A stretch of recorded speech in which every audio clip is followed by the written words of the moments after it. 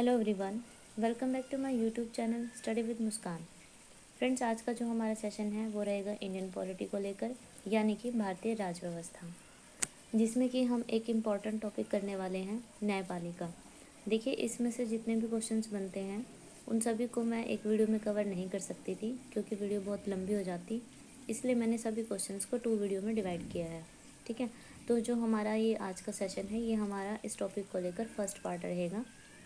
इसके बाद मैं आपके लिए सेकंड पार्ट अपलोड कर दूँगी। तो फ्रेंड्स, जितने भी क्वेश्चंस हैं सब इम्पोर्टेंट हैं, एनसीईआरटी बेस्ड है और किसी न किसी एग्ज़ाम में पूछे भी गए हैं। तो अगर आप किसी भी एग्ज़ाम की तैयारी कर रहे हो, ये वीडियो आपके लिए बहुत ही यूज़फुल रहने वाली है। और आने वाले जितने भी एग्ज़ाम हैं यहाँ से आपको उनमें ज़रूर क्वेश्चंस देखने को मिलेंगे। तो वीडियो को बिना स्किप किए लास्ट तक ज़रूर देखें, और अगर वीडियो अच्छी लगे तो लाइक शेयर ज़रूर कीजिए। तो चलिए शुरू करते हैं अपनी आज की वीडियो को अपनी टैगलाइन के साथ, जो कि है रोज़ पढ़ें और आगे बढ़ें। आज का हमारा फर्स्ट क्वेश्चन रहेगा, भारत के निम्नलिखित में से किस मुख्य न्यायमूर्ति यानी कि जज के कुछ समय तक भारत के राष्ट्रपति के रूप में कार्य किया। ठीक है, वो कौन से हमारे जज हैं जिन्होंने राष्ट्रपति के रूप में भी कार्य किया था कुछ टाइम तक। तो डायरेक्ट आंसर करते हैं। ऑप्शन सी जो है इसका करेक्ट आंसर रहेगा, न्यायमूर्ति एम हिदायतुल्ला। ठीक है, देखिए ये क्या है, 3 मई 1669 में राष्ट्रपति जाकिर हुसैन की जब उनकी आकस्मिक मृत्यु हो गई थी, उनके बाद उपराष्ट्रपति वी वी गिरी पहले क्या थे, कार्यवाहक राष्ट्रपति बने थे। और उन्होंने क्या है, राष्ट्रपति चुनाव में भाग लेने के लिए अपने पद से त्यागपत्र भी दे दिया था। तब से उसके बाद क्या हुआ कि संवैधानिक प्रक्रिया के अकॉर्डिंग जो सुप्रीम कोर्ट है उनके मुख्य न्यायाधीश एम हिदायतुल्ला को राष्ट्रपति का कार्यभार सौंपा गया। ठीक है, तो करेक्ट आंसर रहेगा ऑप्शन सी। सेकंड क्वेश्चन है, किसी उच्च न्यायालय के न्यायाधीश की पेंशन प्रभारित की जाती है, मतलब कहाँ से किसको वो प्रभारित की जाती है। तो ऑप्शंस देख लेते हैं। भारत के लोक लेखक को, भारत की संचित निधि को, राज्य की संचित निधि को, या फिर राज्य के लोक लेखक को। तो करेक्ट आंसर रहेगा ऑप्शन बी, भारत की संचित निधि को। ठीक है, देखिए जो आर्टिकल 221 है इसके अकॉर्डिंग जो हाई कोर्ट के जज होते हैं उनकी सैलरी, उनकी पेंशन, उनके भत्ते, सब इनका जो मतलब इनको जो डिसाइड है, इनका जो निर्धारण है वो कौन करती है, संसद करती है। और इनके जो ये भत्ते और वेतन है ये कहाँ से, ये संचित निधि से दिए जाते हैं। इनकी सैलरी भी कहाँ से दी जाती है, भारत की संचित निधि से दी जाती है। सॉरी फ्रेंड, यहाँ पर एक थोड़ा सा कन्फ्यूज़न है। देखिए, इनके जो मतलब सैलरी और भत्ते हैं ये तो दिए जाते हैं राज्यों की संचित निधि से, जो कि हमारे हाई कोर्ट के जज होते हैं। लेकिन जो उनकी पेंशन है ना, वो पेंशन दी जाती है भारत की संचित निधि से। ठीक है, तो यहाँ पर इन्होंने पेंशन का पूछा सिर्फ, तो ये कहाँ से दी जाएगी, भारत की संचित निधि से दी जाएगी। बाकी अगर बात करें इनकी सैलरी की और इनके भत्तों की, तो वो दी जाती है राज्यों की संचित निधि से। तो ये थोड़ा सा कन्फ्यूज़न था, तो प्लीज़ आप इसको ध्यान रखिए। नेक्स्ट क्वेश्चन है, अंडमान व निकोबार द्वीप पर निम्नलिखित उच्च न्यायालय में से किस एक का क्षेत्राधिकार है। तो इसका करेक्ट आंसर रहेगा ऑप्शन बी, कोलकाता। ठीक है, आर्टिकल 214 इसके अकॉर्डिंग प्रत्येक राज्य के लिए एक क्या है, एक हाई कोर्ट होगा, ये आपको पता है। लेकिन संसद विधि द्वारा 2 या अधिक राज्यों के लिए अथवा 2 या अधिक राज्यों और किसी संघ राज्य क्षेत्र के लिए एक ही हाई कोर्ट स्थापित कर सकती है। ठीक है, ऐसा प्रावधान भी है। कोलकाता हाई कोर्ट का जो अधिकार क्षेत्र है वो क्या है, वेस्ट बंगाल और अंडमान निकोबार। ठीक है, जो ये बोला गया यहाँ पर ये है। ठीक है, तो करेक्ट आंसर रहेगा option B, Kolkata. Next question है, भारत के उच्चतम न्यायालय यानी कि सुप्रीम कोर्ट की स्वायत्तता की रक्षा हेतु क्या प्रावधान है। ऑप्शंस देख लेते हैं। उच्चतम न्यायालय के न्यायाधीशों की नियुक्ति करते समय भारत के राष्ट्रपति को भारत के मुख्य न्यायाधीश से विचार विमर्श करना पड़ता है। करेक्ट है ये। न्यायाधीशों का वेतन भारत की संचित निधि पर आरोपित होता है, जिस पर विधानमंडल को अपना मत नहीं देना होता है। तो ये भी ठीक है। भारत के उच्चतम न्यायालय के अफसरों और कर्मचारियों की सभी नियुक्तियां सरकार द्वारा भारत के मुख्य न्यायाधीश से विचार विमर्श करके की जाती है, ऐसा नहीं है। ठीक है, तो हमारे ऑप्शन जो हैं ए और बी ठीक रहेंगे। करेक्ट आंसर रहेगा option E, first and second. Next question देखते हैं, निम्नलिखित में से किस वाद में उच्चतम न्यायालय ने यह व्यवस्था दी कि संवैधानिक संशोधन भी भारत के संविधान के अनुच्छेद 13 के अधीन विधि है, जिन्हें मूल अधिकारों से असंगत होने पर शून्य घोषित किया जा सकता है। तो करेक्ट आंसर रहेगा ऑप्शन बी, गोलकनाथवाद। ठीक है, देखिए फ्रेंड्स, जो आर्टिकल 13 है इसमें यह व्यवस्था की गई है कि संसद द्वारा ऐसा कोई भी कानून नहीं बनाया जाएगा जिससे संविधान के भाग 3 में जो हमारे मौलिक अधिकार दिए गए हैं उनका उल्लंघन हो। आर्टिकल जो हमारा 31 है, इसके अंतर्गत क्या है, जो संपत्ति का अधिकार है उसको क्या कर दिया गया, सीमित कर दिया गया। ये पॉइंट भी याद रखें। देखते हैं नेक्स्ट क्वेश्चन। उच्चतम न्यायालय के न्यायाधीशों के पद से हटाने के संदर्भ में निम्नलिखित कथनों में से कौन सा कथन असत्य है। ठीक है, अगर उनके पद से हटाना है टाइम से पहले, तो जो हमें यहाँ पर ऑप्शन दिए गए हैं उनमें से बताना है कि कौन सा करेक्ट नहीं है। किसी न्यायाधीश को हटाने के लिए संसद के दोनों सदनों द्वारा पारित प्रस्ताव अगले सत्र में राष्ट्रपति के समक्ष प्रस्तुत किया जाना चाहिए। तो ऐसा नहीं है। ठीक है, किसी न्यायाधीश को उसके पद से हटाने के लिए प्रस्ताव संसद के किसी भी सदन में लाया जा सकता है, तो ये करेक्ट है। ठीक है, लेकिन हमसे असत्य पूछा है तो हमारा ऑप्शन जो है सी यानी कि फर्स्ट ठीक रहेगा। देखिए, संसद के किसी भी सदन में क्या है, न्यायाधीश को हटाने के लिए, उसके पद से हटाने के लिए किसी भी सदन में क्या है, प्रस्ताव पेश किया जा सकता है।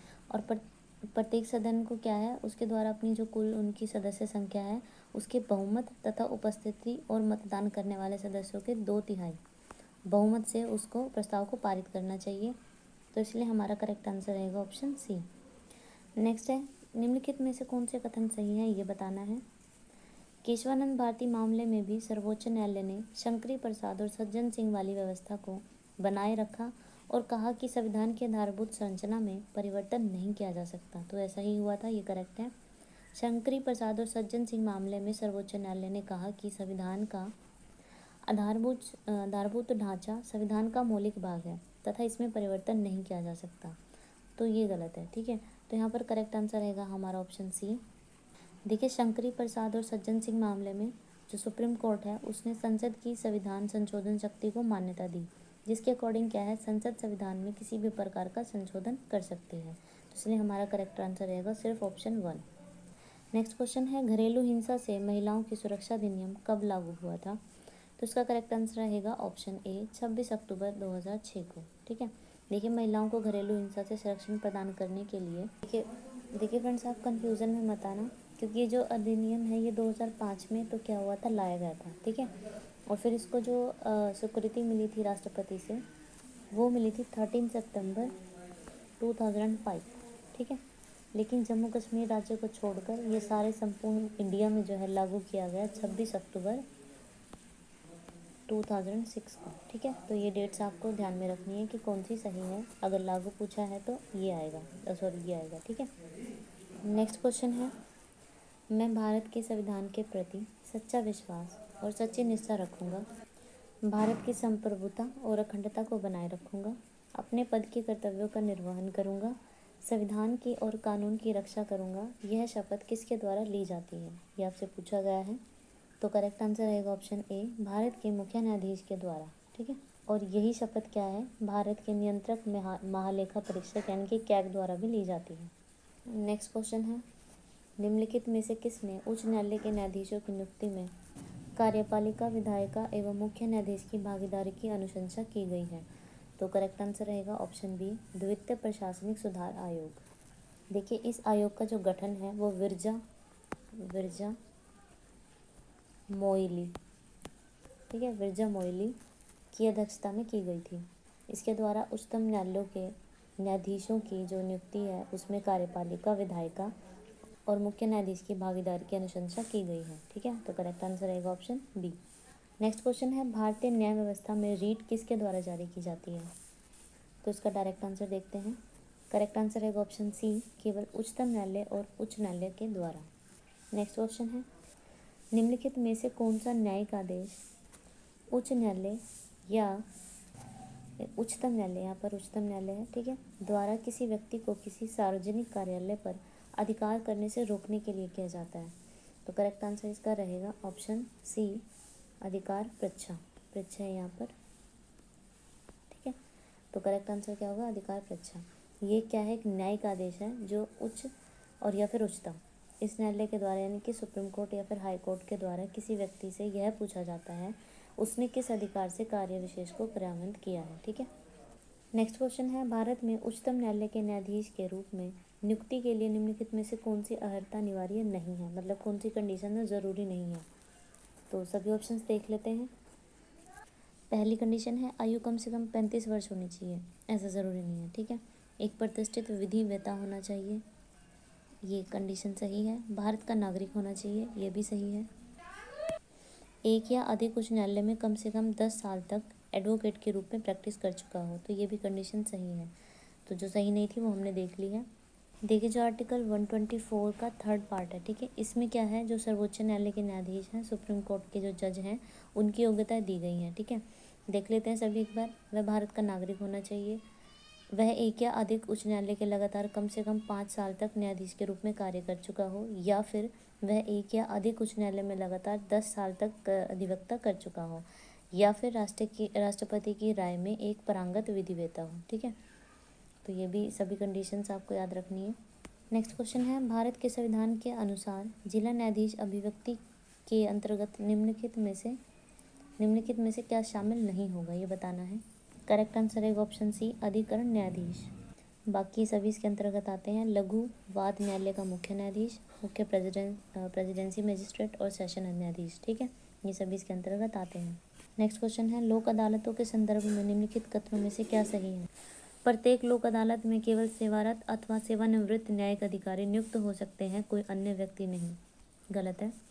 लोक अदालतें ऐसे मामलों का निपटारा कर सकती हैं जो सिविल हो, ना कि आपराधिक प्रवृत्ति के, तो ये भी गलत है।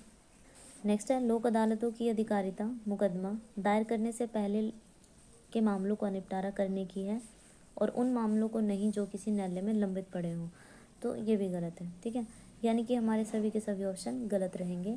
देखिए जो न्यायालय के लंबित मामले होते हैं वो दोनों पक्षों की सहमति से लोक अदालत में ट्रांसफ़र किए जा सकते हैं, ठीक है। और लोक अदालत में जो सेवानिवृत्त न्यायाधीश हैं, समाज सेवी हैं, या फिर ऐसा कोई व्यक्ति जो न्यायिक अधिकारी के समान योग्यता रखता हो, उसको नियुक्त किया जा सकता है, जो कि हमें फर्स्ट क्वेश्चन में बताया गया था कि नहीं किया जा सकता, इसलिए हमारा फर्स्ट ऑप्शन में, तो इसलिए वो हमारा गलत था। और जो लोक अदालत है वो दीवानी या फौजदारी सभी प्रकार के मामलों का निपटारा कर सकती है, तो इसलिए हमारा ये भी गलत था। तो करेक्ट आंसर रहेगा ऑप्शन डी। नेक्स्ट क्वेश्चन है, निम्नलिखित में से कौन सा कथन उत्प्रेषण रीट के संबंध में सही है। उत्प्रेषण रीट एक अधीनस्थ न्यायालय में कार्यवाहियों की प्रवृत्ति के दौरान उपलब्ध होता है, ये सही है। एक न्यायाधिकरण अथवा अधिकारी होना चाहिए जिसे न्यायिक रूप से कार्यवाही करने के दायित्व सहित मौलिक अधिकारों से जुड़े प्रश्नों पर निर्णय लेने का कानूनी अधिकार हो, ये गलत है। तो करेक्ट आंसर रहेगा हमारा option C, only one is true. देखिए जो उत्प्रेषण लेख है या रीट है, ठीक है, ये क्या है, अधीनस्थ न्यायालयों के विरुद्ध जारी की जाती है। इस रीट को जारी करके अधीनस्थ न्यायालयों को ये निर्देश दिया जाता है कि वह अपने पास संचित मुकदमों के निर्णय लेने के लिए उस मुकदमे को वरिष्ठ न्यायालय अथवा उच्चतम न्यायालय को भेजे। नेक्स्ट क्वेश्चन है, प्रतिषेध जो रीट है वो वरिष्ठ न्यायालय द्वारा कब जारी की जाती है। तो करेक्ट आंसर रहेगा ऑप्शन ए, किसी अवर न्यायालय या न्यायिक अथवा न्यायिक कल्प कृतियों को निष्पादित करने वाले निकाय को, इसलिए कि वह किसी वाद में कार्यवाहियों के अभिलेख को उसके पुनर्विलोकन के लिए अंतरित कर दें, ठीक है। तो इस कंडीशन में क्या है, प्रतिषेध रीट जारी की जाती है। देखिए प्रतिषेध रीट जो है किसी उच्चतम न्यायालय के द्वारा अधीनस्थ न्यायालयों के विरुद्ध की जाती है। इसके द्वारा क्या है, जो भी अधीनस्थ न्यायालय हैं उनको अपनी अधिकारिता के बाहर अगर वो कोई काम करते हैं तो उससे उसको रोका जाता है इस रीट के ज़रिए। इस रीट के द्वारा अधीनस्थ न्यायालय को किसी मामले में तुरंत कार्यवाही करने या फिर की गई कार्यवाही की सूचना उपलब्ध कराने का आदेश दिया जाता है। तो ठीक है, करेक्ट आंसर रहेगा हमारा ऑप्शन ए। नेक्स्ट क्वेश्चन है, निम्नलिखित में से कौन सा सही है, ये बताना है। उच्च न्यायालय का कोई स्थायी न्यायाधीश अपने पद से सेवानिवृत्ति के बाद भारत में किसी भी न्यायालय का किसी भी प्राधिकारी के समक्ष अभिवचन नहीं कर सकता है, ये करेक्ट है। भारत में उच्च न्यायालय के न्यायाधीशों को हटाने की प्रक्रिया उच्चतम न्यायालय के न्यायाधीशों को हटाने की प्रक्रिया से अलग है, ये ऐसा नहीं है, ठीक है। तो करेक्ट आंसर है हमारा सी, यानी कि ऑप्शन 1 इज़ राइट। देखिए भारत में उच्च न्यायालय के न्यायाधीशों को हटाने के लिए जिस प्रोसेस को फॉलो किया जाता है उसी प्रोसेस का अनुपालन उच्चतम न्यायालय के न्यायाधीश को हटाने के लिए किया जाता है, इसलिए हमारा ऑप्शन गलत था। और जो उच्च न्यायालय के न्यायाधीश हैं उनको सदाचार के आधार पर संसद के दोनों सदनों द्वारा पारित प्रतिवेदन पर राष्ट्रपति के द्वारा हटाया जा सकता है। और यहाँ पर एक इम्पॉर्टेंट पॉइंट भी याद रखें कि हाईकोर्ट का कोई स्थायी जो जज होगा सेवा समाप्ति के बाद सुप्रीम कोर्ट या अन्य किसी हाई कोर्ट में विभाजन का कार्य नहीं कर सकता है, ठीक है, अभिवाचन का कार्य नहीं कर सकता है। नेक्स्ट क्वेश्चन है, निम्नलिखित में से कौन से कथन सही हैं, ये बताना है। सर्वोच्च न्यायालय का दायित्व है कि वह आर्टिकल 21 के तहत जीवन के अधिकार को संरक्षित करे। एडवांस डायरेक्टिव समय की ज़रूरत है कि वह जीवन के पवित्र अधिकार को संरक्षित करने में सहायक होगा, तो ये करेक्ट है। नेक्स्ट है, भारत के सुप्रीम कोर्ट के अकॉर्डिंग भारत में एडवांस मेडिकल डायरेक्टिव यानी कि लिविंग बिल को लेकर कोई लीगल फ्रेमवर्क नहीं है, तो ये भी सही है। तो हमारा सी ऑप्शन जो है करेक्ट रहेगा, दोनों कथन सत्य हैं। देखिए, सुप्रीम कोर्ट ने 9 मार्च 2018, ठीक है, को लिविंग बिल और इच्छा मृत्यु की इजाज़त देते हुए इसके लिए क्या है, गाइडलाइंस जारी की थी ताकि जीवन के अधिकार को संरक्षित किया जा सके, ठीक है। तो ये पॉइंट आपको याद रखना है, ये वाला। नेक्स्ट है, संविधान की व्याख्या से संबंधित सभी विवाद सर्वोच्च न्यायालय के पास लाए जा सकते हैं निम्नलिखित में से किस चीज़ के अंतर्गत, तो करेक्ट आंसर रहेगा ऑप्शन बी, अपीलीय क्षेत्राधिकार के अंतर्गत, ठीक है। संविधान की व्याख्या से संबंधित सभी विवाद जो हैं वो सुप्रीम कोर्ट के पास लाए जा सकते हैं। और ये जो अपीलीय क्षेत्राधिकार है इसको 4 पार्ट में क्या है, डिवाइड किया गया है। एक में आएंगे आपके संवैधानिक मामले, ठीक है, संवैधानिक मामले। यहाँ पर होंगे आपके दीवानी मामले, यहाँ पर होंगे फौजदारी मामले, और लास्ट होगा आपका विशिष्ट मामले, ठीक है। तो ये पॉइंट भी आपको याद रखना है, इनसे भी आपसे रिलेटेड क्वेश्चन पूछा जा सकता है। नेक्स्ट क्वेश्चन है, निम्न में से कौन सी एक याचिका अधीनस्थ न्यायालय की कार्यपद्धति का परीक्षण करती है, तो करेक्ट आंसर रहेगा ऑप्शन ए, उत्प्रेषण, ठीक है। देखिए, उत्प्रेषण और प्रतिषेध याचिकाएं जो हैं वो ये जितने भी अधीनस्थ न्यायालयों की कार्यपद्धति का क्या है, ये सभी परीक्षण करते हैं, चेक करते हैं, और दोनों ही समान कारणों पर जारी की जाती हैं, दोनों रीट, ठीक है। देखिए, उत्प्रेषण किसी उच्च न्यायालय द्वारा किसी अधीनस्थ न्यायालय को दिया जाता है और निर्देशित किया जाता है कि अमुक निर्णय की सुनवाई को पुनरावलोकन के लिए भेजे, ठीक है, ये उनका ऑर्डर होता है। नेक्स्ट क्वेश्चन है, बताना है कि कौन से कथन सही हैं, तो फर्स्ट देख लेते हैं। यदि किसी न्यायाधीश के महाभियोग के प्रस्ताव को मतदान हेतु लिया जाता है तो विधि द्वारा अपेक्षित है कि यह प्रस्ताव संसद के प्रत्येक सदन द्वारा समर्थित हो और उस सदन की कुल संख्या सदस्य के बहुमत द्वारा या तथा संसद के उच्च सदन के कुल उपस्थित और मत देने वाले सदस्यों से कम क्या है, 2/3 समर्थन के द्वारा ऐसा किया जाता है, तो करेक्ट है। सेकंड देखते हैं, भारत के उच्चतम न्यायालय के न्यायाधीशों के महाभियोग की प्रक्रिया के ब्यौरे न्यायाधीश अधिनियम 1968 में दिए गए हैं, तो ये भी सही है। न्यायाधीश अधिनियम 1968 के अकॉर्डिंग भारत के उच्चतम न्यायालय के किसी भी न्यायाधीश पर महाभियोग चलाने के प्रस्ताव को लोकसभा के अध्यक्ष द्वारा अस्वीकार नहीं किया जा सकता, ये गलत है, ठीक है। भारत का संविधान यह परिभाषित करता है, और यहाँ पर जोड़ नहीं है, ब्यौरा देता है, ठीक है, कि क्या क्या भारत के उच्चतम न्यायालय के न्यायाधीशों की अक्षमता और सिद्ध कदाचार को गठित करते हैं, तो ये भी गलत है। तो करेक्ट आंसर हमारा रहेगा ऑप्शन ई, हमारा फर्स्ट और सेकंड जो ऑप्शन था वो ठीक था। नेक्स्ट क्वेश्चन है, भारत के सर्वोच्च न्यायालय ने संविधान के आधारभूत ढांचे के सिद्धांत को कब स्पष्ट किया था, तो करेक्ट आंसर रहेगा ऑप्शन डी, केशवानंद भारतीवाद 1973 में।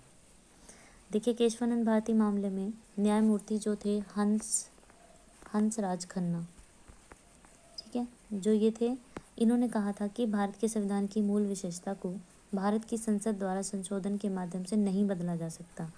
मुख्य विशेषताओं का अर्थ संविधान द्वारा प्रदत्त नागरिकों के मौलिक अधिकारों से है, ठीक है, तो उन्होंने मौलिक अधिकारों को प्रेफरेंस दिया था। नेक्स्ट क्वेश्चन है, भारतीय संविधान के किस आर्टिकल के अंतर्गत केंद्रीय प्रशासनिक अधिकरण यानी कि कैट के निर्माण को उच्चतम न्यायालय में चुनौती दी जा सकती है, तो डायरेक्ट आंसर करते हैं। करेक्ट आंसर रहेगा ऑप्शन बी, 323A, ठीक है। नेक्स्ट क्वेश्चन है, निम्नलिखित में से कौन सा कथन सही है, ये बताना है। देखिए, भारत का जो उच्चतम न्यायालय यानी कि सुप्रीम कोर्ट जो है भारत के राष्ट्रपति को विधि अथवा तथ्यों के विषयों पर सलाह देता है, ठीक है। तो आपको बताना है कि वो किस कंडीशन में सलाह दे सकता है। केवल यदि विषय नागरिकों के मौलिक अधिकारों से रिलेटेड हो, ऐसा नहीं है।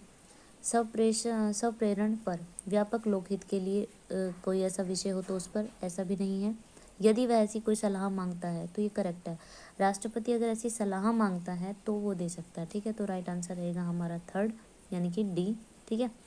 अब देखिए, जो ऐसे किस में कहा गया, और 143 ये आर्टिकल है, इसके अकॉर्डिंग राष्ट्रपति सुप्रीम कोर्ट का जो जज है उससे परामर्श कर सकता है। नेक्स्ट क्वेश्चन है, भारत का जो सुप्रीम कोर्ट है यानी कि उच्चतम न्यायालय कानून या तथ्य के मामले में राष्ट्रपति को परामर्श देता है। तो अगेन ये फिर से रिपीट क्वेश्चन है, लेकिन लैंग्वेज थोड़ी सी अलग है, ठीक है। तो क्या है, तभी जब वो राष्ट्रपति जो है ऐसे परामर्श के लिए, ऐसी सलाह के लिए अगर कहे तो, ठीक है, तो तभी सुप्रीम कोर्ट का जज जो है उसे परामर्श दे सकता है। तो ऑप्शन हमारा डी करेक्ट रहेगा, तब जब वह ऐसे परामर्श के लिए कहता है, ठीक है। तो ऐसा प्रावधान किस में है, 143 आर्टिकल में। नेक्स्ट क्वेश्चन है अग्रता अधिपत्र, ठीक है। इसके अकॉर्डिंग निम्नलिखित में से कौन सा अग्रता का सही अवरोही क्रम है। अवरोही क्रम होता है घटता क्रम, ठीक है, और आरोही क्रम होता है बढ़ता क्रम। तो अवरोही क्रम देखना है इसमें, करेक्ट आंसर करते हैं वो रहेगा ए। उच्चतम न्यायालय के न्यायाधीश आते हैं, फिर राज्यसभा के उपाध्यक्ष आते हैं, फिर भारत के महान्यायवादी और फिर लास्ट में संसद सदस्य। तो इसका करेक्ट आंसर रहेगा, ये सीक्वेंस आपको याद रखना है। नेक्स्ट क्वेश्चन है लोकगीत मुकदमा भारतीय न्यायपालिका की निम्नलिखित में से किस एक अधिकारिता के अंतर्गत है। ये यहाँ पर लोकहित है, ठीक है, लोकहित मुकदमा भारतीय न्यायपालिका की निम्नलिखित में से किस अधिकारिता के अंतर्गत आता है। तो इसका करेक्ट आंसर रहेगा ऑप्शन ए, अपीलीय अधिकारिता के अंतर्गत, ठीक है। ऐसे वाद उच्चतम न्यायालय अथवा उच्च न्यायालय में दायर किए जाते हैं, ठीक है। नेक्स्ट क्वेश्चन है प्रशासनिक अधिकरण अधिनियम 1985 के अनुसार केंद्रीय प्रशासनिक अधिकरण उन व्यक्तियों की सेवा के बारे में विवादों और शिकायतों का न्याय निर्णय करता है जो कि, डायरेक्ट आंसर करेंगे ऑप्शन बी रहेगा, रक्षा बलों के सदस्यों को छोड़कर संघ के मामलों में जुड़ी लोक सेवाओं और पदों पर नियुक्त होते हैं, ठीक है। तो उनके खिलाफ क्या है, विवादों का न्याय निर्णय करता है प्रशासनिक अधिकरण अधिनियम। नेक्स्ट क्वेश्चन है निम्नलिखित में से किसे संविधान द्वारा प्रदत्त मौलिक अधिकारों को लागू करने की शक्ति प्राप्त है। तो करेक्ट आंसर रहेगा ऑप्शन बी, सर्वोच्च न्यायालय और उच्च न्यायालय को, ठीक है। जो सब आर्टिकल 13 है, इसमें मूल अधिकारों के उल्लंघन के विरुद्ध न्यायालयों को न्यायिक पुनर्विलोकन की शक्ति दी गई है। यह शक्ति केवल क्या है, सर्वोच्च न्यायालय यानी कि सुप्रीम कोर्ट को आर्टिकल क्या है 32 के अंतर्गत, और उच्च न्यायालय को यानी कि हाई कोर्ट को आर्टिकल 2 to 6 के अंतर्गत दी गई है, ठीक है।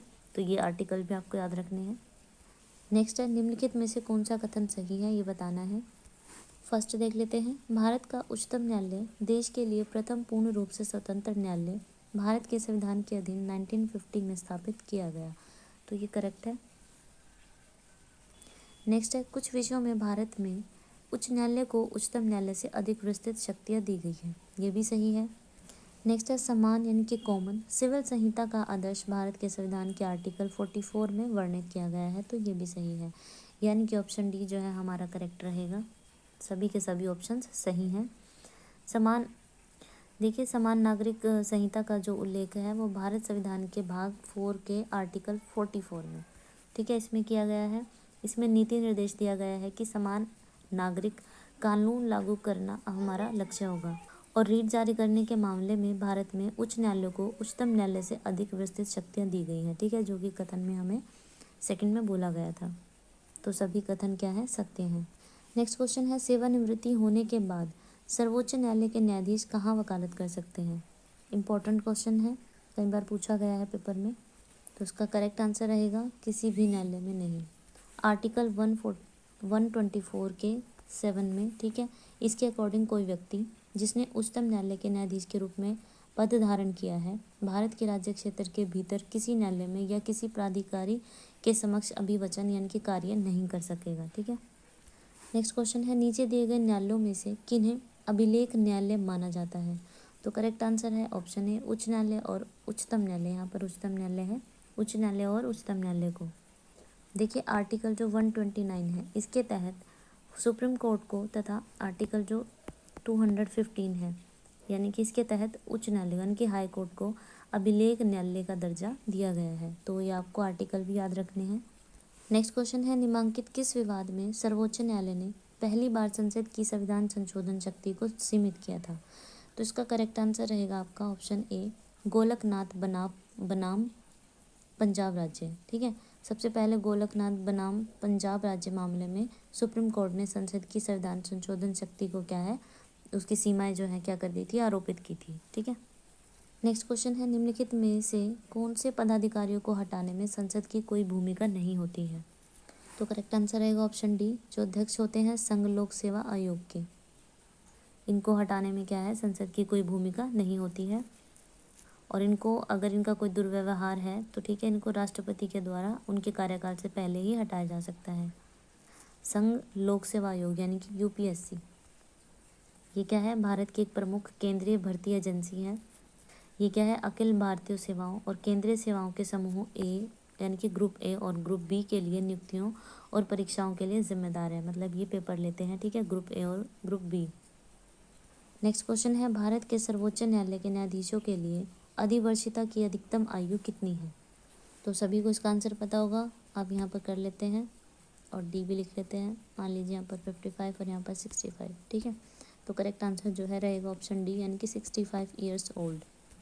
देखिए आर्टिकल 124 के पार्ट 2 में क्या है, इसके अकॉर्डिंग जो सुप्रीम कोर्ट का न्यायाधीश है, जो जज है, अपना पद तब तक धारण करेगा जब तक वह 65 ईयर्स का नहीं हो जाता है, ठीक है। वह राष्ट्रपति को लिखित त्याग दे सकता है तथा संसद की सिफारिश पर राष्ट्रपति द्वारा उसे पद से हटाया भी जा सकता है। ये पॉइंट भी याद रखें।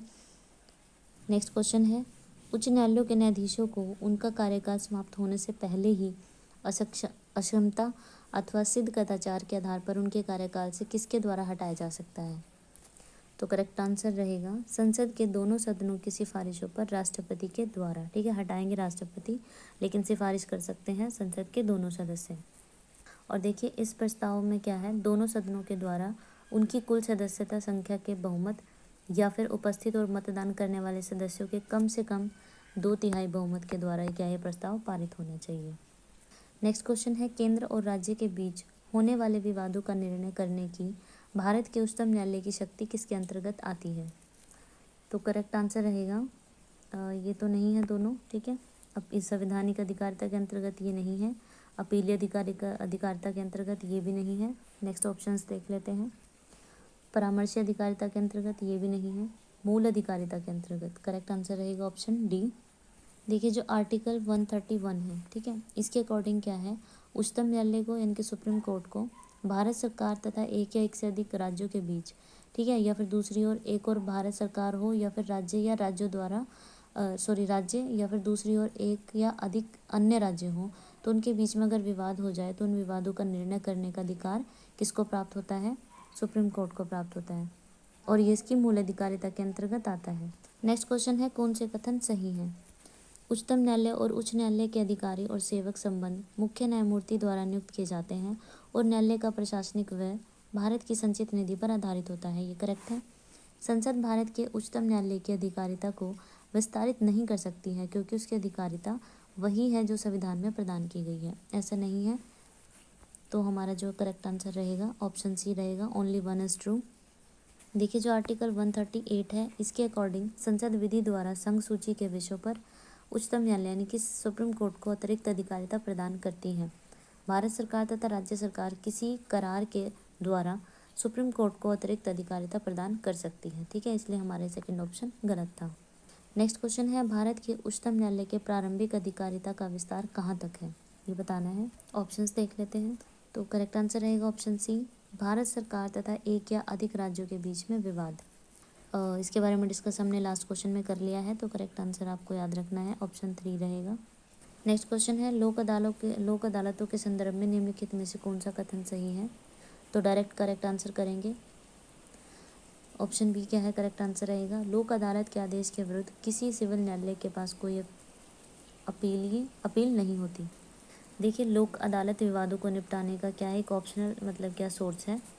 देखिए जो लोक अदालतें हैं यानी कि जो भी लोक अदालतों का स्तर है, जैसे सर्वोच्च न्यायालय स्तर हो गया, उच्च न्यायालय स्तर हो गया, फिर जिला न्यायालय स्तर हो गया, ये क्या है, दो पक्षों के मध्य विवाद को आपसी सहमति से निपटाने के लिए गठित की जाती हैं, और लोक अदालत के आदेश के विरुद्ध किसी सिविल न्यायालय में कोई अपील नहीं होती, ठीक है। नेक्स्ट क्वेश्चन है, भारत के उच्चतम न्यायालय का प्रत्येक न्यायाधीश किसके द्वारा नियुक्त किया जाता है? तो करेक्ट आंसर रहेगा ऑप्शन बी, उच्चतम न्यायालय अधिशासी मंडल कॉलेजियम के द्वारा। भारत के संविधान का आर्टिकल जो 124 का सेकंड पार्ट है, इसके तहत जो राष्ट्रपति हैं भारत के उच्चतम न्यायालय यानी कि हाई कोर्ट के मुख्य न्यायाधीश तथा अन्य न्यायाधीशों की नियुक्ति करता है। तो फिर ये इसका आंसर नहीं, इसका आंसर रहेगा ऑप्शन सी, भारत का राष्ट्रपति, ठीक है। ये गलत हो गया, ठीक है, आप करेक्ट कर लें। सी ऑप्शन क्या है करेक्ट रहेगा। नेक्स्ट क्वेश्चन है निम्नलिखित में से कौन सा कथन सही नहीं है, ये बताना है। राष्ट्रपति या राज्यपाल को शासकीय कार्यों के लिए विधिक कार्यवाही से उन्मुक्ति है, करेक्ट है। कोई न्यायालय राज्यपाल को किसी कर्तव्य पालन के लिए विवश नहीं कर सकता, ये भी सही है। ये मंत्रियों यहाँ पर, ठीक है, मंत्रियों के द्वारा राष्ट्रपति या राज्यपाल को दिए गए सलाह को जांचने के लिए न्यायालय अधिकृत है, ऐसा नहीं है, ये गलत है। एक राज्यपाल को व्यक्तिगत कार्य हेतु सिविल कार्यवाही लाने के लिए 2 माह की लिखित सूचना देनी होगी, ये भी सही है। तो करेक्ट आंसर रहेगा ऑप्शन सी, इन्होंने हमसे नहीं पूछा था। देखिए जो आर्टिकल 74 का फर्स्ट पार्ट है, ठीक है, इसके अकॉर्डिंग क्या है, राष्ट्रपति अपनी शक्तियों का जो यूज़ है वो मंत्रिपरिषद की सलाह के अनुसार करेगा। और आर्टिकल 72 का जो सेकंड पार्ट है, इसके अकॉर्डिंग इस प्रश्न की किसी न्यायालय में जांच नहीं की जाएगी, क्या मंत्रियों ने राष्ट्रपति को कोई सलाह दी या फिर दी तो क्या दी, ठीक है, इस बारे में। नेक्स्ट क्वेश्चन है भारत के उच्चतम न्यायालय की संवैधानिक न्यायपीठ के निम्नलिखित में से किस एक निर्णय में मृत्युदंड अधिनिर्णित करने के लिए विरलों में विरलतम को पहली बार अधिकथित किया गया। तो करेक्ट आंसर रहेगा ऑप्शन बी, बचन सिंह बनाम पंजाब राज्य 1980। नेक्स्ट क्वेश्चन है निम्नलिखित में से भारत में एक उच्च न्यायालय के बारे में क्या सही नहीं है। तो सभी ऑप्शंस देख लेते हैं। उच्च न्यायालय लोकहित विवाद से संबंधित आवेदन स्वीकार कर सकता है, सही है। उच्च न्यायालय के प्रत्येक न्यायाधीश की नियुक्ति राष्ट्रपति करता है, ये भी सही है। द्वितीय अपील उच्च न्यायालय के अपीलीय क्षेत्राधिकार में आती है, ये भी सही है। उच्च न्यायालय के न्यायाधीशों की नियुक्ति राज्यपाल करता है, नहीं, यहाँ पर राष्ट्रपति करता है, ठीक है। तो करेक्ट आंसर है ऑप्शन डी, जो कि हाई कोर्ट से रिलेटेड गलत है। देखिए जो आर्टिकल 217 का फर्स्ट पार्ट है, इसके अकॉर्डिंग क्या है, हाई कोर्ट के न्यायाधीशों की नियुक्ति राष्ट्रपति यानी कि प्रेसिडेंट भारत के मुख्य न्यायमूर्ति से, उस राज्य के राज्यपाल से या फिर उस राज्य के उच्च न्यायालय के मुख्य न्यायाधीश से परामर्श के बाद राष्ट्रपति अपने हस्ताक्षर और मुद्रा सहित अधिपत्र द्वारा नियुक्ति करेगा, ठीक है। तो राज्यपाल नहीं करेगा, इसलिए ये गलत था। नेक्स्ट क्वेश्चन है भारत में चलित न्यायालय किसका मानस पुत्र है। तो करेक्ट आंसर रहेगा option A, doctor APJ Abdul Kalam. देखिए 4 अगस्त 2007 को हरियाणा के मेवात जिले में स्थित पुन्हाना, यह है, ठीक है, पुन्हाना में क्या है, देश की पहली चलित न्यायालय का उद्घाटन किया गया था। इसके माध्यम से क्या है, जो दूर के इलाके हैं, पिछड़े इलाके हैं, उन तक न्यायिक व्यवस्था का लाभ पहुंचाना था। इसकी जो परिकल्पना है वो की थी डॉक्टर APJ अब्दुल कलाम ने, इसलिए करेक्ट आंसर रहेगा ऑप्शन ए। नेक्स्ट क्वेश्चन है निम्नलिखित कथनों में से कौन सा कथन सही है, ये बताना है। देख लेते हैं फर्स्ट ऑप्शन, भारत का संविधान नागरिकों की स्वतंत्रता तथा उन आदर्शों जिन पर संविधान आधारित है की सुरक्षा हेतु न्यायिक पुनरावलोकन की व्यवस्था करता है, तो ये सही है। भारत का संविधान अपने मूल ढांचे को संघवाद, पंथ निरपेक्षता, मूल अधिकारों तथा लोकतंत्र के रूप में परिभाषित करता है, ये गलत है। तो करेक्ट आंसर क्या है, ऑप्शन सी रहेगा, यानी कि फर्स्ट ऑप्शन करेक्ट है। नेक्स्ट क्वेश्चन है किस आर्टिकल के अंतर्गत कोई नागरिक मूल अधिकारों के किसी भी उल्लंघन के लिए सीधे ही सुप्रीम कोर्ट में मुकदमा कर सकता है। तो वो कौन सा आर्टिकल है जो ऐसा प्रावधान करता है। तो करेक्ट आंसर रहेगा आर्टिकल 32, ठीक है। नेक्स्ट क्वेश्चन है न्यायपालिका द्वारा बनाए गए कानून को क्या कहते हैं। तो करेक्ट आंसर होगा बी, निर्णय नियम, ठीक है। न्यायपालिका द्वारा बनाए गए कानून को निर्णय विधि या निर्णय नियम कहा जाता है तथा भविष्य में इन निर्णयों के आधार पर इनसे जुड़े विषयों से संबंधित फैसले लिए जाते हैं। और ये कानून तब तक प्रभावी रहते हैं जब तक उसे कोई उच्च न्यायिक संस्था या फिर संसद उससे संबंधित कोई कानून नहीं बना लेती, ठीक है। तो करेक्ट आंसर रहेगा निर्णय नियम।